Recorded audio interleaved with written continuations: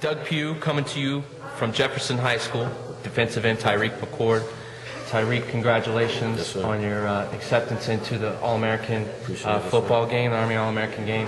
I know this is a blessing and an honor for you, and I know you've done 1,001 interviews, but I'm going to ask you the first and obvious question and get this out of the way, and that is talk a little bit, or how does it feel to wear those that black and yellow color and represent what it represents? It's honestly a blessing. Not too many people can say that, they went outside the state of Florida. Not too many people can say that they participated in the All-American game. They're great athletes, in this county, but not too many of them can say that they're going to be able to play in the All-American game, out in Texas or in Orlando. This will be my first time going to Texas, so I'll be sure, represent my school well, represent this county well, and whatnot. So it's just like I said, it's a blessing, speechless. It's just a great feeling, and I'm just glad to be able to represent, my area. Now, there may not be a more proud contingency of fans and graduates than Jefferson High School, yes, sir.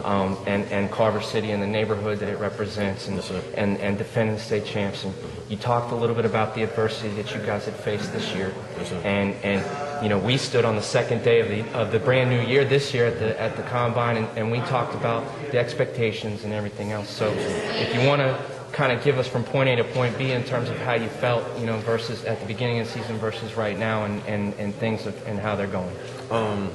Beginning of the season, there were a lot of expectations coming from our coaches and and whatnot, and there are a lot of expectations coming from the teachers and faculty and whatnot. So we didn't really we weren't able to fulfill those expectations, but they're still proud of us. They seen that we still fought, no matter how bad the score was and whatnot. They seen that we still fought. We still played Dragon football. Mm-hmm. So they're very proud of us. They understand that it's a new year, new coaching and whatnot, and it's a rebuilding season. So they're still proud of us. They're still proud that we still try to fight and whatnot. And beginning of the year, to be honest with you, we didn't know how it was going to be against Armwood, St. Edwards, and whatnot. But we played great football against Armwood. That was probably to be honest with you, that's probably our best game of the whole season. We played great football against them. Like these teammates here, they were great. Small, undersized linebackers, going up against 6'4", 6'5" guards, Mm-hmm. They did not care. They went on there and played their heart out that game. So you just got to give it up to them and my teammates. I won't be anywhere without them or my coaching staff for putting me in the position to make plays and whatnot. So now it almost sounds like you're just as content, and you can tell me if this is a fair assessment or not. It almost sounds like you're just as happy with the way the team kind of built around that adversity, mm-hmm. as you were, Yeah. Obviously you're not going to be as happy, yes, as putting a ring on your finger, but at the same time, you almost sound like there's just as much of a satisfaction, yes, from this season as there was last season. That's a fair assessment? Yes, sir. Yeah, it is, because, we understand that we're not going to be able to make the playoffs, but that still doesn't have any effect of us on these last two games.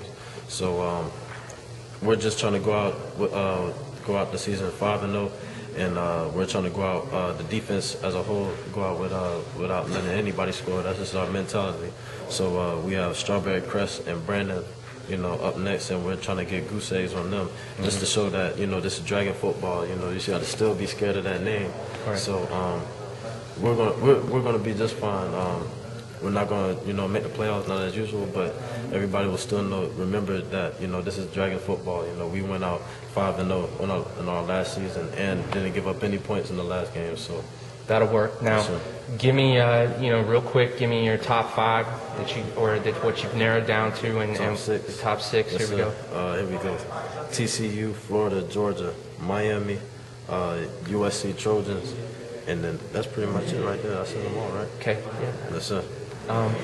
Anybody, without giving up the ghosts, anything kind of seeing, any sort of official visits you got going, or who stood out yet? No, not yet.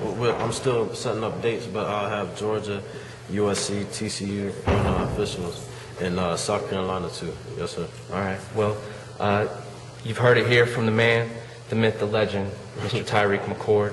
He will go down as one of the greatest players in the history of a school that has a rich tradition and goes back to the times of high school football, the golden era of high school football in Hillsborough County as well. So a lot of big shoes to fill, but we got the faith that you will fill those, Tyriq. And again, we congratulate you.